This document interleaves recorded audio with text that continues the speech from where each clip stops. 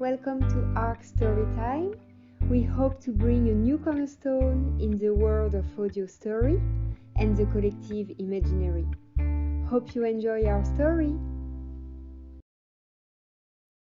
The Coloured Crayons. On a Saturday afternoon, in the lovely town of Queenstown, Nicolas, the 8-year-old boy, is entering a shop with his parents. The shop features a mix of products: rows of clothes on hangers, books displayed on shelves, unsorted furniture and utensils at the back of the store. The place is busy with customers. The boy is staring at an amount of strange products displayed on a shelf. There are figurines, playing cards, dusty candles, and to his surprise, a singular set of colored crayons. Nicolas loves drawing. He already has many crayons, but likes collecting more. This set of crayons is wrapped in dusty cardboard whose corners are damaged. A little fairy with green wings is drawn on the front, and the crayons inside look intact. He shows them to his parents. The whole family is happy to find such a beautiful set of crayons. And his parents, while purchasing them, ask Nicolas to take good care of them.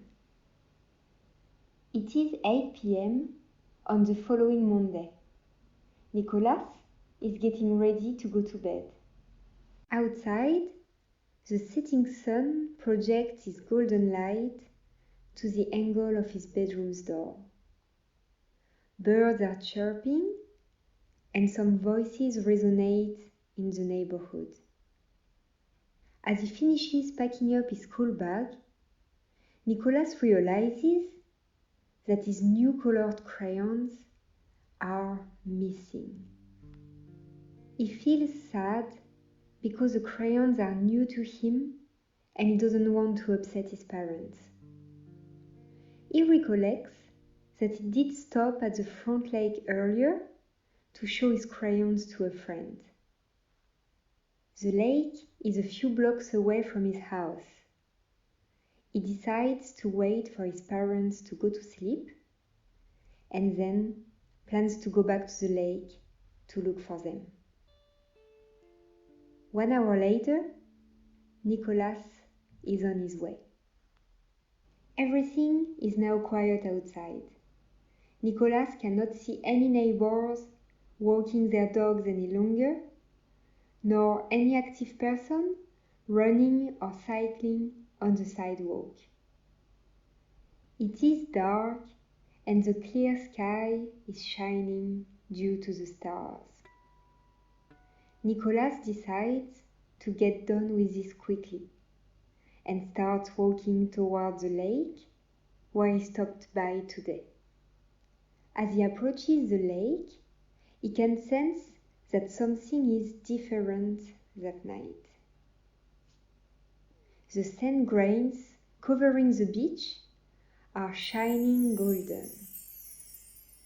This grabs his attention and he is allured by it. He goes closer to it and decides to put his feet in. The grains crawl on his feet as if they are little pearls. He feels the smoothness of the sand as his feet sink in it.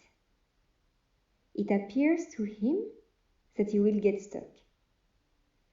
However, as he tries to lift his feet, he feels a magical lift from the sand.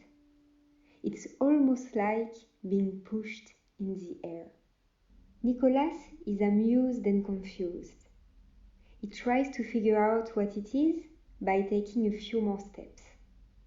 He feels the magical drag and the lift again. He starts enjoying it, but also wonders at the same time what it is. Nicolas gets a feeling that maybe the sand has something to do with his crayon's disappearance, and he quickly realizes that he should continue to look for them. He steps out of the sand and walks away. Suddenly, he sees and recognizes the place where he was sitting on the rocks this afternoon. He approaches it. He looks on and around the rocks, but the crayons are not there. In the space around him, he can hear the sound of the crickets getting louder as the night gets darker. The lake is now looking pitch black. All are suggesting to him that he must hurry and return home soon. He turns around and sees that the golden sand has followed him. He gets scared for a second, but then realizes that the sand is making a path for him. A path which leads towards the lake. A wave of mixed feelings comes in his mind. He's surprised and confused. He shows courage and follows the path, hoping that this would help him to find his crayons. While stepping on the sand again, his feet are barely touching the ground, as if the sand is carrying him. Continuing the path in the absolute dark night, only the golden sand shines on his feet, and the stars shine above him. As he approaches and stands at the edge of the water, Nicolas is looking for the answers in the darkness of the lake. Only thing he hears is the sound of the waves and nothing to see. A few moments later, he sees a light appearing from his right, a bit far away. As the light goes bigger, he is able to perceive multiple colors and distinguishes a glowing, colorful boat floating towards him. At this instant, there is a feeling of magic in the air. The colorful, glowing boat approaches the lake shore. The magic around Nicolas is such that it gives him a feeling of intense presence which he believes he has never felt before. An unknown sensation of joy and freedom fills up the air. Nicolas has never felt such an intense and beautiful energy. No one seems to be on the boat. However, there is a small, folded note on the vessel's deck. It instantly becomes clear to him that the note is only for him. He picks it up, opens it and reads, "Get on board, Nicolas. Time to find your crayons." At this moment, a breeze caresses him. Nicolas, at first hesitating, decides to trust the note and gets on board. The boat is on the move again. On board, everything is colorful and luminescent. On the deck, the floor is transparent and you can see glowing marine life living underneath. The boat is now surrounded by a fog. Nicolas cannot see anything apart from the glowing colors, hear anything apart from the moving boat. After a while, the boat reaches towards the shore. Nicolas, in the darkness, does not seem to recognize which side of the lake it is. However, something seems familiar to him. He gets off the boat and finds himself walking in the golden sand again. The golden sand leads him to a big tree not far from the shore. At this moment, a bright full moon is appearing from the sky behind the tree. The silhouette of the tree is perceived by Nicolas, and he realizes that this is an unusual tall tree. He approaches it, walks around it, kicking the small branches around, looking for his crayons. But nothing seems to look like them. He looks up and sees that there is a shallow light flickering on a branch. The light is moving slowly. He looks closely and observes, to his surprise, that the light is spiraling down around the trunk. The light comes close to him and stops behind the trunk. Nicolas peeps behind to see what the light is. Amazed and surprised, he sees a petite lady with green wings. The funny-looking lady looks at him and with a sweet smile says, "Hi, Nicolas, you must look deeper." In the hollow of the trunk, right in front of him, he can now perceive a colorful radiance, his set of crayons. With joy and relief, he picks them up, but then wonders, how have they reached here? With confusion in his eyes, he looks at the little lady.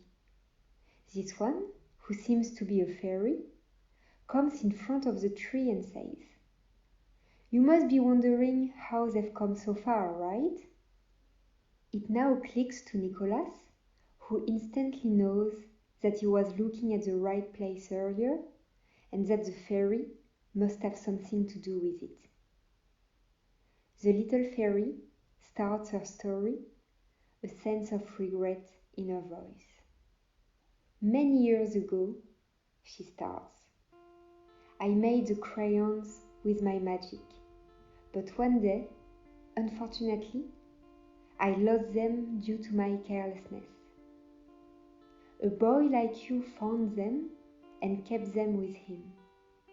However, he never used them, and I never could connect with the crayons any longer."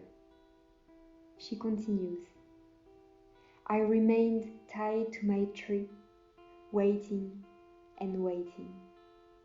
After years, when the boy grew up, he gave the dusty set of crayons to a shop, the shop where you went a few days ago. Today, when you opened the set and used them, I instantly felt the call. As I was missing them so much, I wanted to keep them with me. Therefore, I saw the right opportunity and asked the golden sand to bring them to me and steal them from you." Nicolas, listening carefully, asks the fairy why is she returning them to him then. She replies, "Because I regretted my act. When I saw you at the beach again, in the dark, I felt bad and thought that I had made a wrong decision. Then I decided to ask the golden sand and the boat to bring you here. The reason why I've brought you here is because I wanted to give you a magical experience so that you realize that these crayons are special. You must take good care of them. They will bring you luck and fortune." Then she spirals up and disappears in the tree. Nicolas cannot believe his eyes nor his ears. In a mere instant, the flickering light of the fairy has vanished. The boat had not left the shore. Nicolas is now aiming towards it and sits on the center of the deck again. He glances at the tree, holding firmly his crayons as he's moving across the lake. Nicolas can easily see the shore close to his house, where the sand shines still. Off the boat, he steps bare feet on this magical sand again. Walking up the beach, his crayons on one hand and his shoes on the other. The moon has risen since his departure and is now in the middle of the sky. Nicolas can see even better the surrounding roads and houses. His head full of magical souvenirs, he enters his house like a sleepwalker and jumps, exhausted, into his bed after keeping the crayons into his bag. Nicolas has no idea how long he has been gone for, but everyone seems to be in a deep sleep at home, and he wishes to do the same. He closes his eyes and falls into a dream. Everything is back in order now.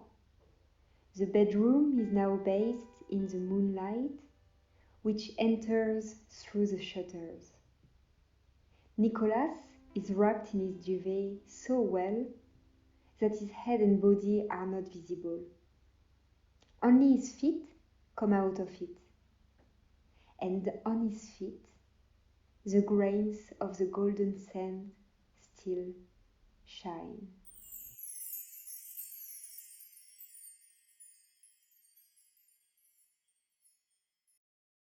Thank you guys for listening to our first story. Don't hesitate to share your thoughts in the comments below. If you've liked the audio, please hit the like button and subscribe to our channel. We'll be back with the next story soon.